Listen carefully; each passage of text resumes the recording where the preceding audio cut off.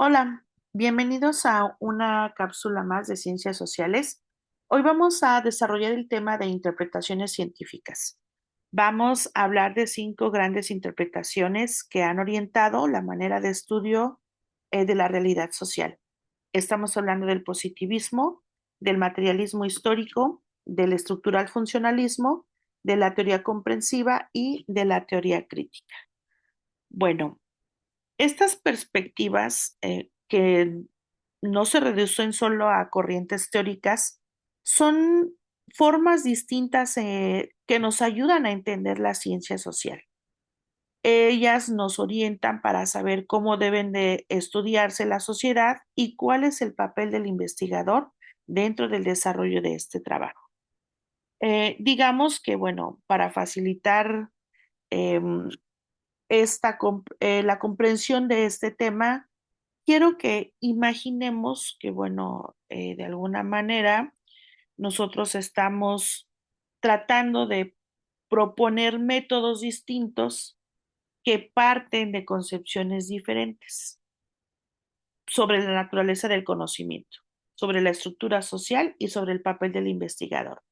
Pero eso no quiere decir que sean separados. Entonces, estas interpretaciones, de alguna manera, nuevamente a converger como igual en el tema anterior, pero bueno, dentro de estas corrientes hablamos del positivismo, del materialismo histórico, del estructural funcionalismo y de la teoría comprensiva y la teoría crítica.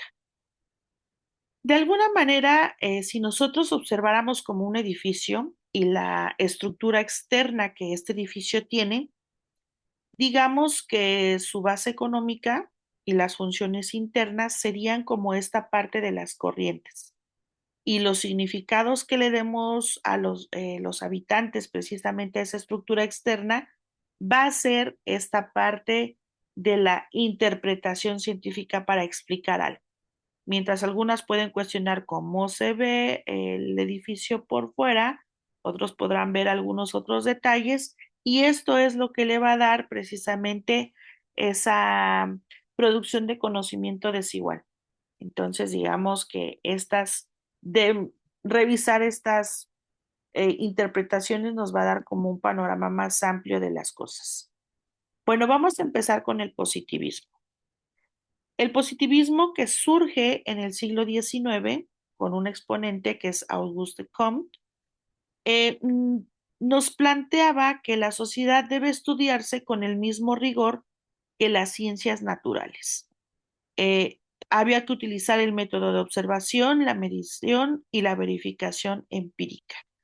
Él hablaba de que, bueno, existe una realidad social objetiva y que el conocimiento válido es el que puede comprobarse científicamente. Por lo tanto, él hablaba de que había que hacer este método de observación, medición y luego la verificación empírica.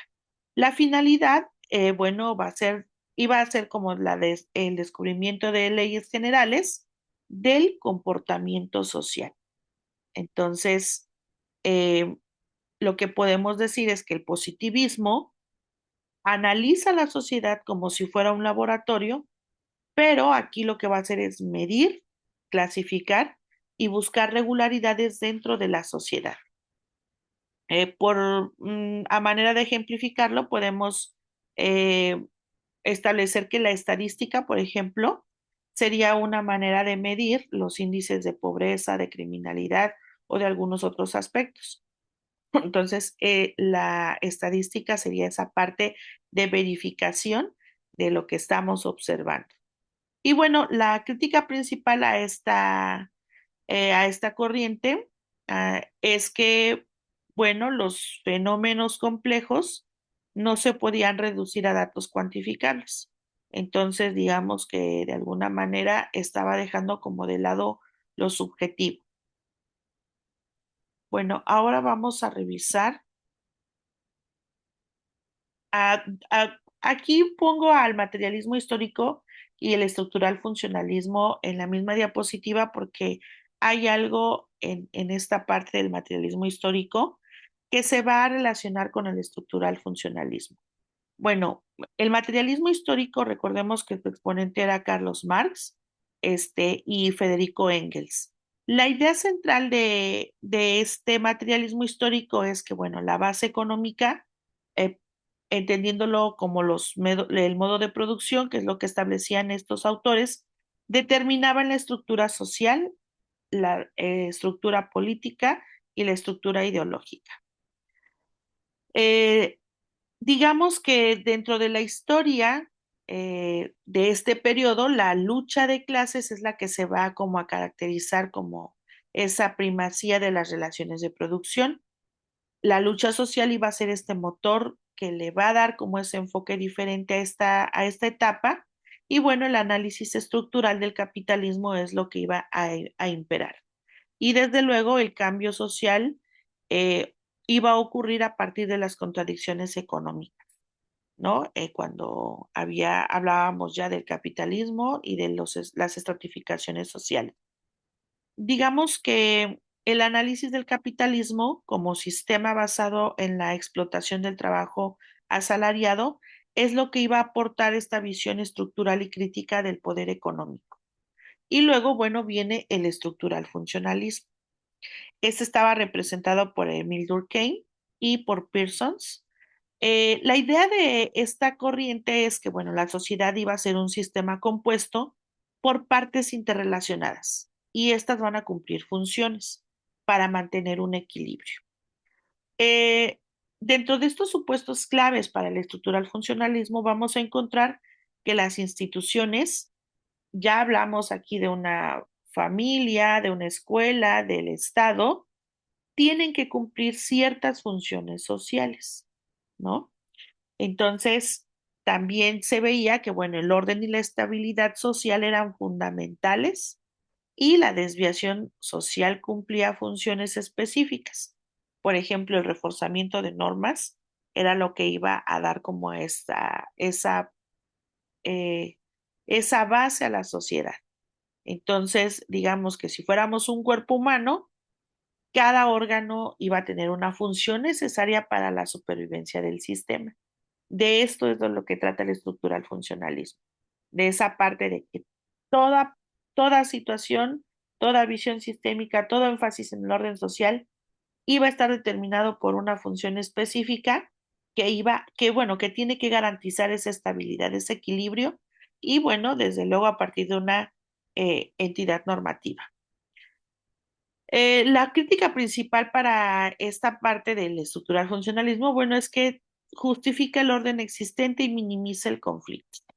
Digamos que esos son los puntos claves de esta parte. Y luego viene la teoría comprensiva y la teoría crítica. Bueno, por un lado tenemos la teoría comprensiva, desarrollada por Max Weber, que es su principal exponente. Él nos decía que la realidad social debe de comprenderse a partir del significado que los individuos le atribuyen a sus acciones. Aquí se hablaba de que la acción social pues tiene sentido, que el investigador debe de interpretar motivaciones y valores y que no bastaba únicamente con explicar causas externas, sino que había que comprender las intenciones de las mismas. Eh, digamos que si observáramos a alguien que trabaja en una construcción, la teoría de la comprensión sería esa parte que va a medir el proceso de cómo lo está haciendo. Pero más que eso, se va a preguntar por qué lo está haciendo y qué significado tiene para él realizar esta construcción. Entonces, digamos que desde esta parte, bueno, el análisis de la ética protestante y su relación con el espíritu del capitalismo tenían esa principal crítica, la introducción de una dimensión subjetiva y la hermenéutica al análisis social. Y esto nos da paso a la teoría crítica, entendiendo la teoría crítica por esa ciencia social que no debe limitarse a explicar la realidad, sino que debe de transformarla. Surge en la escuela de Frankfurt y sus principales pensadores, bueno, pues fueron Theodor Adorno y Herbert Marcuse. Eh, ellos decían que la sociedad estaba atravesada por relaciones de dominación y que el conocimiento no era neutral. Por lo tanto, era necesario desenmascarar las ideologías que legitiman la opresión. Y bueno, así la sociedad de alguna manera iba a estudiar los medios de cómo se va generando todo esto. Por ejemplo, si analizáramos de los medios de comunicación cómo son instrumentos de reproducción ideológica, esto sería parte del estudio de la teoría crítica. Ver cómo de alguna manera eh, esto aporta una dimensión emancipadora al conocimiento, ¿no?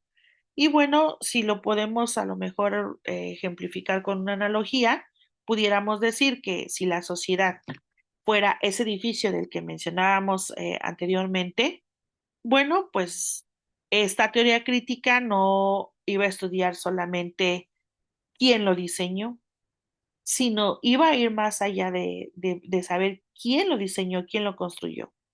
Se preguntaría, ¿quién se va a ver beneficiado de él? ¿O a quiénes va a beneficiar? ¿Y a quiénes está excluyendo de ese beneficio? Entonces, digamos que esta es la parte crítica.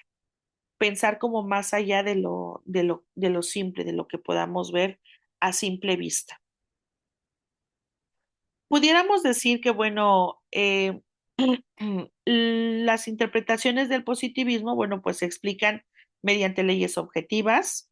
El materialismo histórico, pues se explica desde la economía y el conflicto. El estructural funcionalismo se va a explicar desde el orden y la función, mientras que la teoría comprensiva va a ser a través de los significados subjetivos. La teoría crítica, pues sería a través del análisis de poder y la búsqueda de la transformación, cada uno con su propio método, con su propia finalidad. Este cuadro comparativo, bueno, nos va a ayudar bastante porque aquí tenemos como las palabras claves de este tema. Para cerrar esta cápsula, habría que puntualizar que las interpretaciones científicas no van a ser teorías aisladas. Como todo en las ciencias sociales, va a ser esa representación de modelos epistemológicos que da a conocer una realidad social de manera que están vinculadas unas con otras. Mientras el positivismo puede privilegiar la objetividad, bueno, pues el materialismo, digamos que enfatiza el conflicto estructural, el estructural funcionalismo va a destacar el equilibrio, la teoría comprensiva estaría hablando del sentido subjetivo y la teoría crítica sería la que propondría la ciencia de la emancipación. Entonces vemos cómo se reúnen y este conjunto no se van a excluir necesariamente, sino que van a complementarse para ofrecer una comprensión más profunda y multidimensional de la realidad social. Por eso las ciencias sociales son como muy enriquecedoras porque tienen distintas disciplinas, distintas corrientes filosóficas. Bueno, vamos a nuestra área de repaso. La pregunta número 1 dice, ¿cuál es la diferencia metodológica central entre el positivismo y la teoría comprensiva? Recordemos que el positivismo se explica mediante leyes observables, como lo que decía Weber. Se propone comprender el sentido de la acción social. Entonces la respuesta correcta sería B. El positivismo busca leyes generales y la teoría comprensiva es quien va a interpretar esos significados subjetivos. El número 2 dice, el materialismo histórico explica el cambio social principalmente a partir de, bueno, en este sentido podemos decir que lo que decía Marx, la estructura económica es quien determina las demás estructuras sociales. Por lo tanto, las relaciones económicas y la lucha de clases era lo que explica precisamente a partir de esta parte del materialismo. Pregunta número 3. El estructural funcionalismo concibe la sociedad como desde sus autores, acuérdense que el funcionalismo hablaba de que la sociedad es un sistema integrado y cada parte va a tener una función. Por lo tanto, un sistema de partes interdependientes. Entonces, así es como va a concebir la sociedad el estructural funcionalismo. La número 4 dice, la teoría crítica se diferencia del positivismo porque, bueno, pues precisamente porque buscaba la emancipación y la transformación social. La teoría crítica no nada más iba a describir, sino que iba a buscar esa transformación en las estructuras de dominación. Por lo tanto, la respuesta correcta es B. Número 5. ¿Qué corriente integra de manera central el concepto de acción social? Para Weber, bueno, desarrollar el concepto de acción social lo basaba en un núcleo de su enfoque comprensivo. Por lo tanto, esa corriente sería la teoría comprensiva. Bueno, con esto cerramos. Recuerden que como siempre les dejamos la bibliografía que se utilizó para el diseño de esta cápsula. Si requieren de mayor apoyo, bueno, pueden contactarnos a través de nuestros diferentes medios y dejarnos alguna duda o alguna sugerencia que ustedes pudieran darnos. Y si requieren de mayor bibliografía para profundizar en el tema, también con gusto podemos brindarles bibliografía complementaria. Muchísimas gracias y bueno, nos estaremos viendo en nuestras siguientes cápsulas.